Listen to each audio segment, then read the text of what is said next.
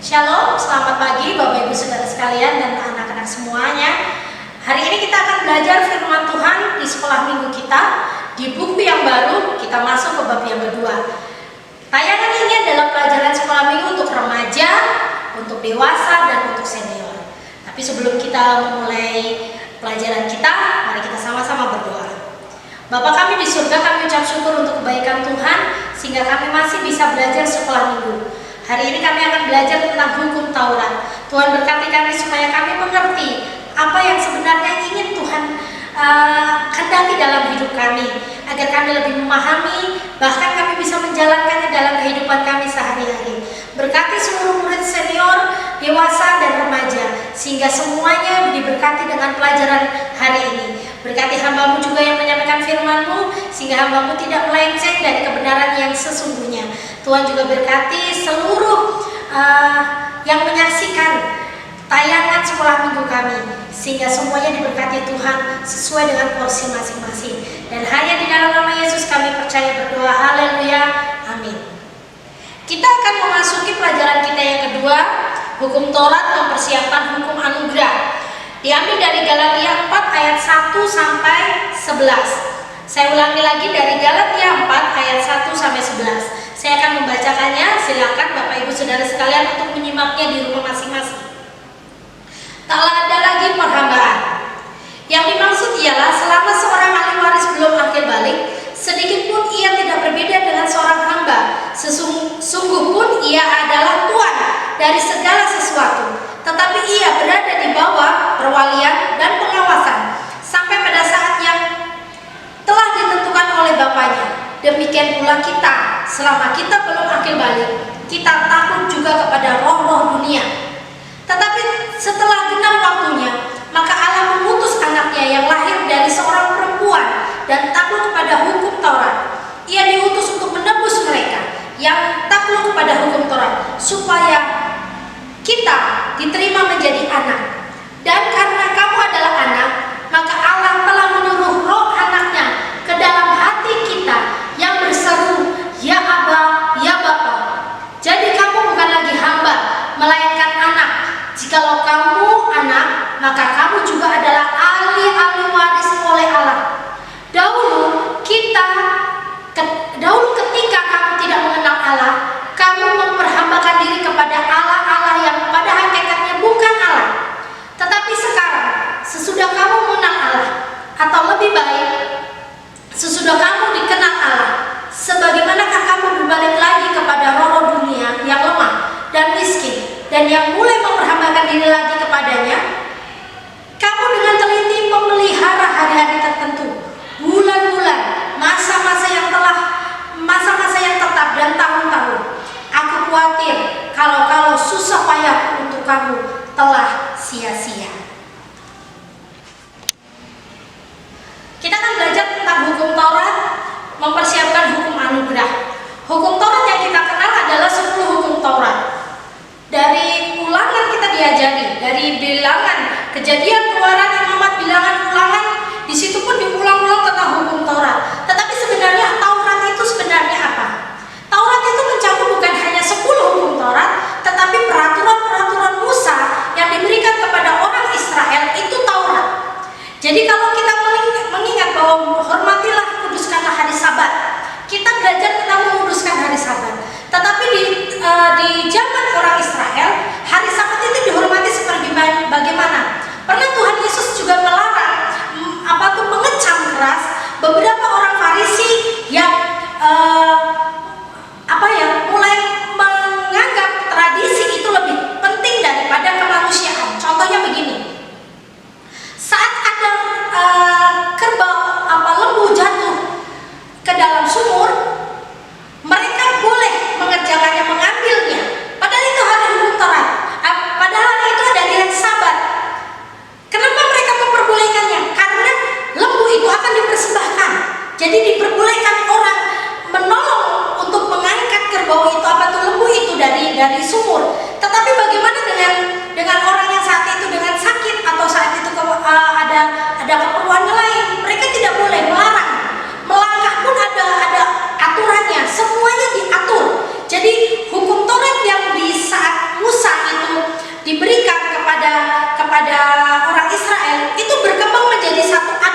beristiadat. Jadi Tuhan Yesus juga mulai mengecam beberapa orang yang menganggap hukum Taurat itu pakem. Maksud pakem adalah hukum Taurat itu harus wajib dilakukan.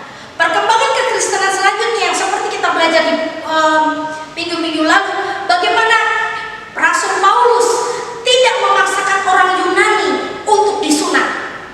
Padahal sunat itu adalah termasuk dalam adat istiadat orang Israel, Tauratnya orang Israel. Tetapi Rasul Paulus sendiri tidak memaksakan orang Yunani yang bertobat, yang mempercayai kepada Yesus untuk mengikuti hukum Taurat. Karena semuanya itu harus dipisahkan. Kita akan belajar lagi bagaimana hukum Taurat di masa anugerah ini. Ada beberapa orang yang berpendapat bahwa hukum Taurat sudah tidak penting. Perjanjian lama tidak penting. Yang penting perjanjian baru. Makanya Alkitab pun ada dibagi dua. Tidak ada Alkitab khusus perjanjian lama, ya kan? Yang ada hanya khusus perjanjian baru, yang dibawa-bawa perjanjian baru. Yang penting kita tentang Yesus, karya keselamatan dan anugerahnya. Itu memang benar. Tetapi kita tidak boleh mengabaikan apa yang dilakukan, apa yang dikerjakan oleh nabi-nabi, yang dilakukan oleh orang-orang saleh di perjanjian lama. Mengapa? Karena yang mereka kerjakan di perjanjian lama adalah sesuatu hal yang istimewa. Jalan yang dikerjakan mereka adalah jalan istimewa untuk mempersiapkan datangnya seorang Mesias. Jadi hukum Taurat dan Yesus itu tidak dipisahkan. Di Matius 5 ayat yang ke-17, Yesus berkata dengan tegas, "Janganlah kamu menyangka bahwa aku datang untuk meniadakan hukum Taurat atau kitab para nabi. Aku datang bukan untuk meniadakannya, melainkan untuk menggenapinya." Banyak orang juga mau berpikiran begini, sekarang zaman anugerah, kasih karunia. Jadi kita tinggal percaya sama Yesus, kita minta ampun sama Yesus, semua selesai. Banyak orang yang menggampangkan keselamatan itu hanya karena sekarang zaman anugerah. Tetapi Bapak Ibu Saudara sekalian dan anak-anak semua, hukum Taurat yang diberikan pada awalnya adalah untuk mereka memperkenalkan apa itu dosa. Membunuh itu dosa, mencuri itu dosa, menginginkan hak orang lain itu dosa. Jadi hukum Taurat itu diadakan, ditambahkan kepada janji supaya menyadarkan diri kita akan dosa, kesalahan, menahan mereka untuk tidak berbuat dosa, serta menuntut kepada satu-satunya jalan yang benar supaya dosa dapat ditebus. Kalau kita lihat bagaimana perayaan hari raya orang Israel, hari raya penebus dosa, langsung mereka mempersiapkan satu korban. Kalau orang yang kaya bisa lembu domba. Tapi kalau orang yang tidak punya kekayaan atau yang mereka dalam keadaan yang tidak punya, mereka belum merpati atau belum terukur. Itu harus dipersembahkan dan darahnya dicurahkan, ditaruh di bait suci dan imam-imam yang mengerjakannya. Setelah itu kalau mereka berbuat dosa lagi, mereka juga harus mempersembahkan itu terus. Perayaan penebus dosa itu setahun sekali. Mereka juga mengorbankan itu, berharap bahwa dosa mereka ditebus. Apakah darah seekor binatang itu bisa menebus seorang manusia yang lebih mulia daripada binatang? Jadi seorang yang mulia harus ditebus oleh seseorang yang lebih mulia dari dia. Kalau hewan dan manusia, yang lebih mulia mana? Lebih mulia manusia. Gereja kita sekarang, kita belajar tentang penciptaan. Waktu hari yang ke-6 diciptakan hewan dan ternak dan manusia. Hewan itu tidak diberikan mandat sama Tuhan, tetapi manusia diberikan mandat untuk mengusahakan taman, untuk beranak cucu dan menguasai bumi. Jadi manusia ini lebih mulia daripada hewan. Dalam hukum Taurat, masyarakat saat itu Israel itu harus mempersembahkan korban untuk menebus dosa seorang manusia. Dan itu tidak cukup untuk penebusan dosa. Makanya Tuhan membuat ajaran seperti itu, aturan hukum Taurat seperti itu, untuk mempersiapkan mereka untuk menerima Mesias. Saya berharap Bapak Ibu Saudara sekalian yang saya bicarakan. Saya kasih contoh. Saya punya anak. Anak saya persiapkan untuk mengenal Tuhan dari kecil. Saya mengajak dia ke gereja, saya mengajak dia memuji Tuhan, mengajari dia berdoa, mengajari dia untuk mengenal firman Tuhan dari kecil. Supaya kebiasaan ini bertumbuh sampai besar, pengenalan dia sama Yesus terus bertumbuh dan berkembang sampai dia dewasa. Begitu juga hukum Taurat yang diberikan kepada orang Israel saat itu, supaya mereka terbiasa dengan kehidupan dengan peraturan, terbiasa untuk mengetahui itu dosa dan kebenaran. Tetapi pada dasarnya banyak orang-orang yang tidak mengerti, bahkan ada orang yang mengerti tetapi memutar balikannya seperti orang ahli Taurat dan orang Farisi yang menganggap hukum Taurat itu diputar balikan untuk kepentingan mereka sendiri. Kita kembali ke pelajaran kita yang hari ini. Peran penting hukum Taurat dalam mempersiapkan kedatangan Kristus adalah supaya hukum Taurat diberikan menjadi penuntun kita kepada Kristus. Domba yang dipersembahkan di mezbah korban bakaran, dia di mezbah itu bukan Yesus, tetapi itu gambaran tentang pengorbanan Yesus. Yang disembelih, darahnya tercurah, itu gambaran tentang pengorbanan Yesus di kayu salib. Begitulah yang Tuhan inginkan. Hukum Taurat itu jangan dihapus, hukum Taurat itu jangan dilupakan, hukum Taurat itu tetap kita pelajari supaya kita lebih memahami bagaimana Tuhan mempersiapkan kita dari zaman dulu, dari 2000 tahun yang lalu, dari awal penciptaan. Waktu Tuhan itu menciptakan manusia, Tuhan memandang semuanya baik, tetapi waktu manusia jatuh dalam dosa, karya keselamatan itu sudah dipikirkan oleh Tuhan. Dan prosesnya melewati padang gurun, banyak sekali hukum Taurat, peraturan Musa.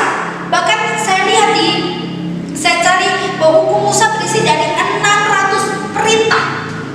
600 perintah inilah yang membentuk orang Israel, yang membatasi hidup orang Israel sehingga mereka mengerti akan dosa. Tetapi kita tahu sendiri bagaimana tegar tengkuknya mereka, bagaimana pelanggaran mereka. Tetapi kasih karunia Tuhan itu ada bagi mereka, sehingga Mesias datang di tengah-tengah orang Israel, lahir dari perempuan yang dipilih.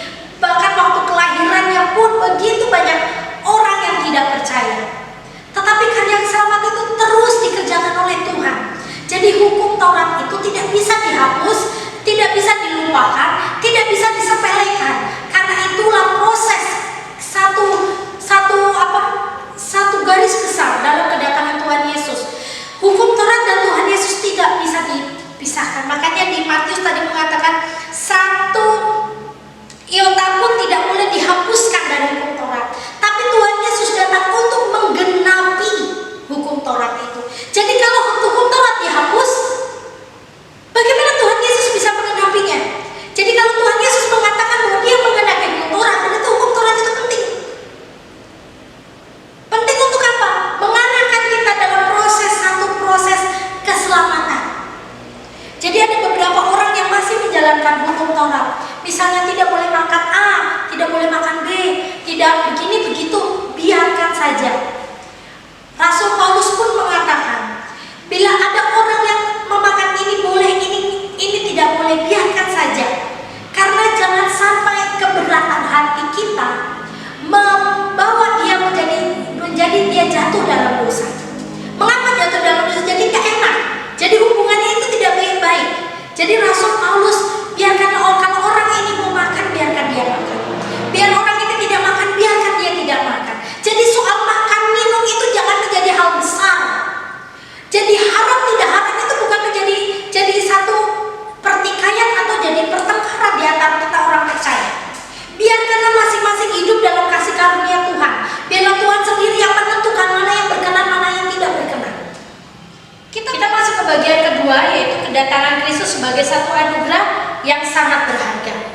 Di Galatia 5 ayat 5-11 dikatakan dengan jelas, Rasul Paulus sudah menjelaskan dengan menggunakan perumpamaan anak yang belum akil balik, seperti mereka yang berada dalam kegelapan. Karena sebagai anak maka masih di bawah pengawasan sampai saat yang telah ditentukan. Di masa inilah anak dididik serta dibimbing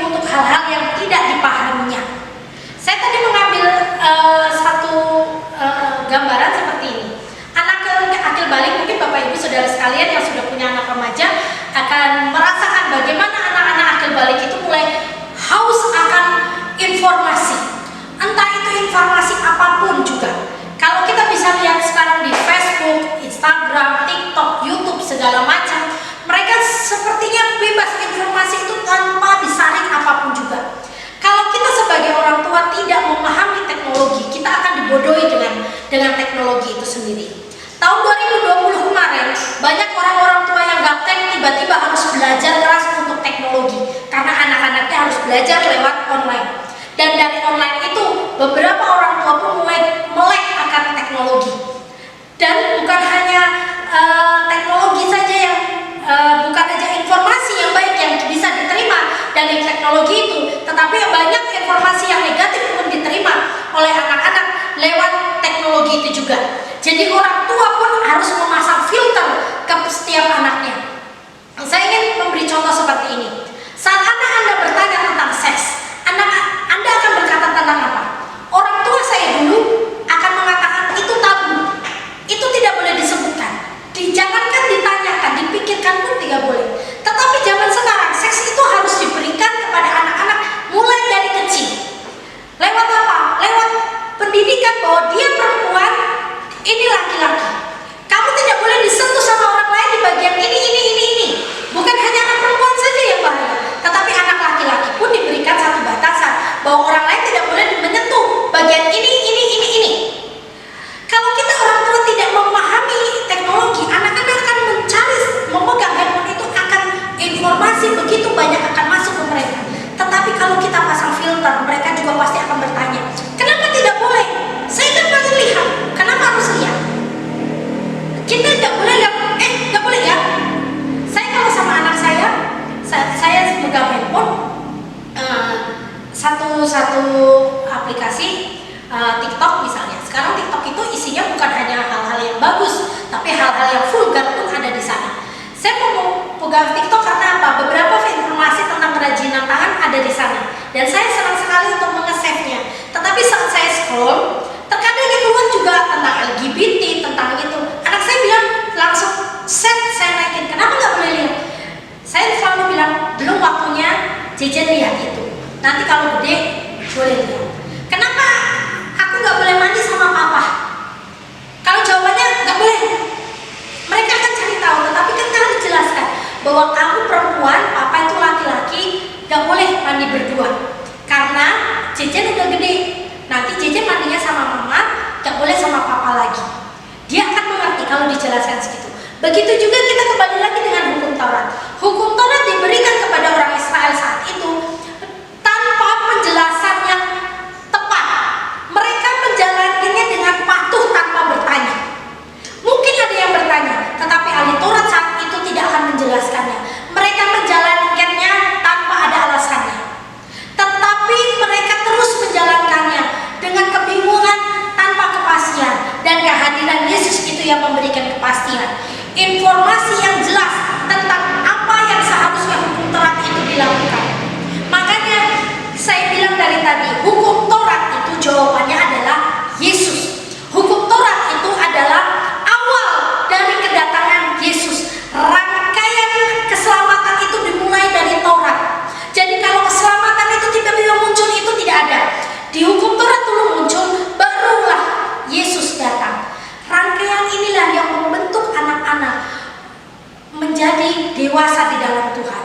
Kita dulu anak-anak, kita ini hamba dosa. Tetapi sejak kedatangan Yesus, kita menjadi ahli waris. Jadi pelajaran kita yang ketiga, kita akan diberikan perbandingan bagaimana hukum Taurat dan anugerah Kristus.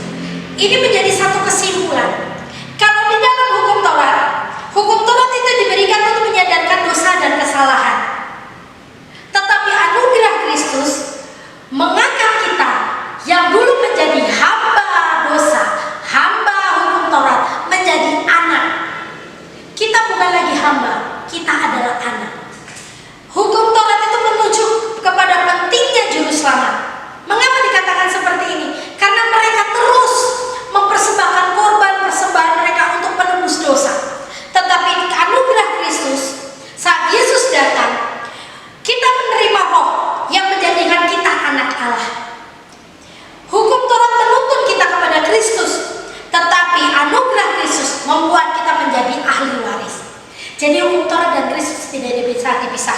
Saya ingin membaca bagian dari firman Tuhan di Matius yang 5 ayat yang ke-18.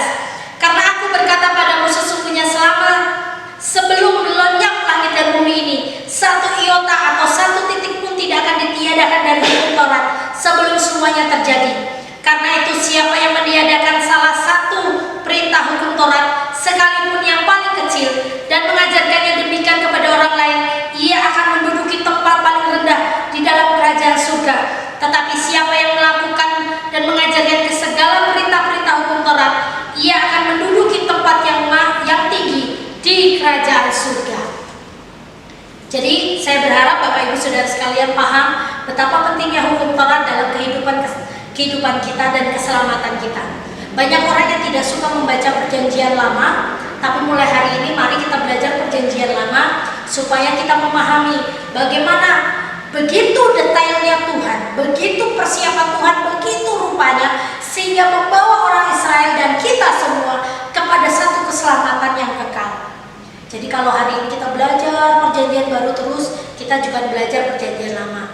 Apalagi kita sekarang ada renungan setiap hari yang dikerjakan oleh guru-guru sekolah minggu. Kita mulai dari Kejadian.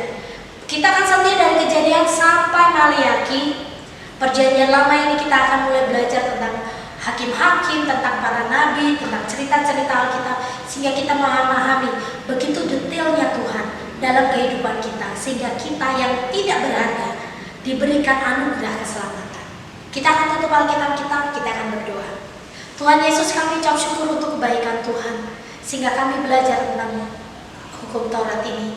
Hamba-Mu ini terbatas Tuhan, hamba-Mu tidak pintar menyampaikan isi hati Tuhan, tetapi hamba percaya dan berdoa Tuhan yang menyempurnakan hamba apapun yang hamba sampaikan hari ini. Tuhan yang memberkati murid-murid-Mu dari kelas remaja, kelas dewasa, dan juga kelas senior, sehingga mereka memahami firman Tuhan, pentingnya hukum Taurat akan kedatangan juru selamat. Terima kasih Tuhan, terima kasih. Berkati murid-murid-Mu Tuhan saat ini yang sedang menyaksikan ibadah sekolah minggu ini, yang sakit Tuhan sembuhkan, yang susah Tuhan hiburkan, yang kekurangan Tuhan cukupkan. Kami ucap syukur karena Tuhan sangat baik. Terima kasih Tuhan, terima kasih. Dan hanya di dalam nama Yesus kami percaya berdoa, haleluya, amin. Selamat pagi, Tuhan Yesus memberkati.